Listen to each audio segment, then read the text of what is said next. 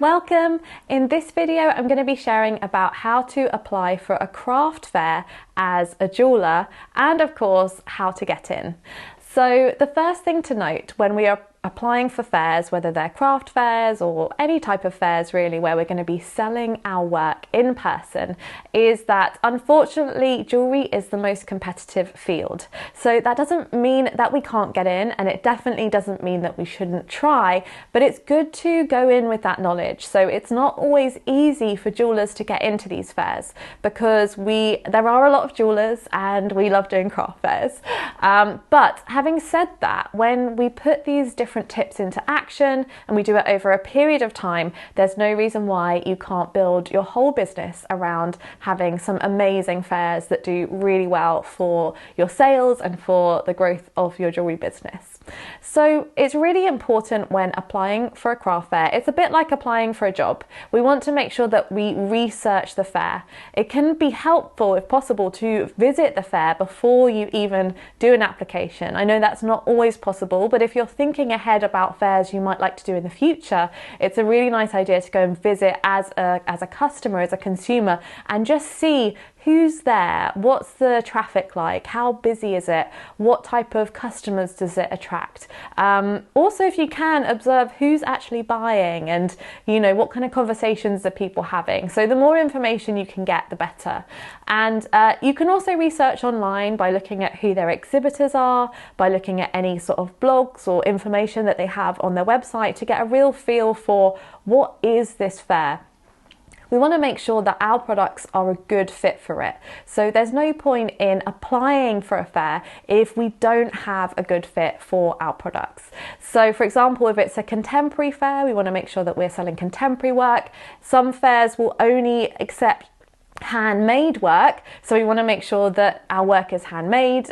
So all of those sort of basics, you don't want to put all the effort into doing a really amazing application only for it to not really be looked at by the judges because they're sort of thinking this doesn't fit or match our criteria. Once you've decided on the fair that you want to apply for and you've done your research, the next thing that is important is to have a cohesive collection.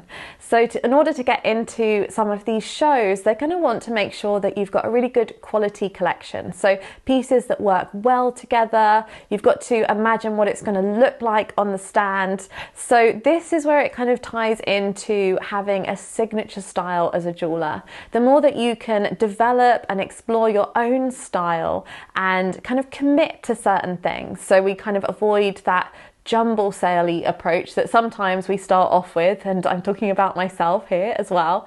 So we want to be able to have something that looks really good on a stand and attracts people, because we're always looking from the organizer's perspective. They're going to want to have people at their show that have amazing work, that people are going to be buying, that customers that come are going to say, this was an amazing show, there's so much great stuff here. So the more that we can put that image and perspective out there, the more likely they are to say, yes, actually, we'd really like this person's work. So that's really important. Your actual products are in good standing.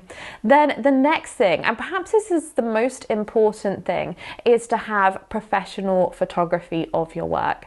The better your images are, the more likely chance that they're going to say yes. So you have to imagine sometimes there's just the organisers picking and it's just one person, but normally it will be a panel of judges or people looking at sometimes hundreds of jewelers and picking perhaps 10 or 20 of them. So you want to make sure your images really stand out. A bit like, again, applying for a job, you want to make sure your CV stands out or your cover letter. This is what your images really do.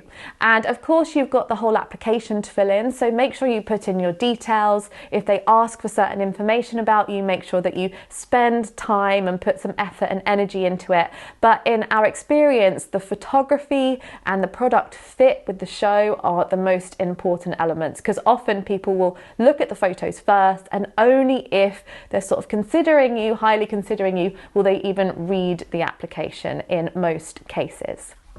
The next thing to think about is how you portray yourself, both in your application and also online. So everybody is Googleable these days, and normally, again, if you get through a lot of the stages in the application process, it's very likely that the organisers will have a look on your Instagram account, perhaps on your Facebook account, or wherever you are online. So we want to make sure we're keeping those up to date, that we have a nice portfolio of work there, that we're engaging and interacting with our followers as much as possible, and again, that your website is up to date, because if I see an amazing jeweler's work in an application, I go and look at their website and their social media and it looks very unprofessional, I'm going to be a little bit unsure about that, and I'm probably going to go with another jeweler where everything is kind of all in place. So I know it's a lot of work, and of course, it's not perfectionism at all. We just do our best with these things, but everything helps, every little helps. Everything that you can do to show a good image of yourself online and in the application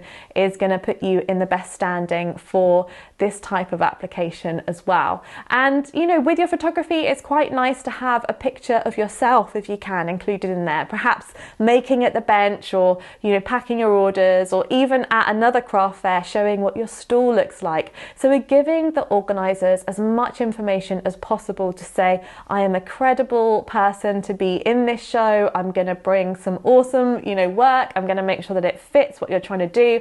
I'm going to attract your customers, and I'll also share it on my own social media and attract perhaps more of a following that way too.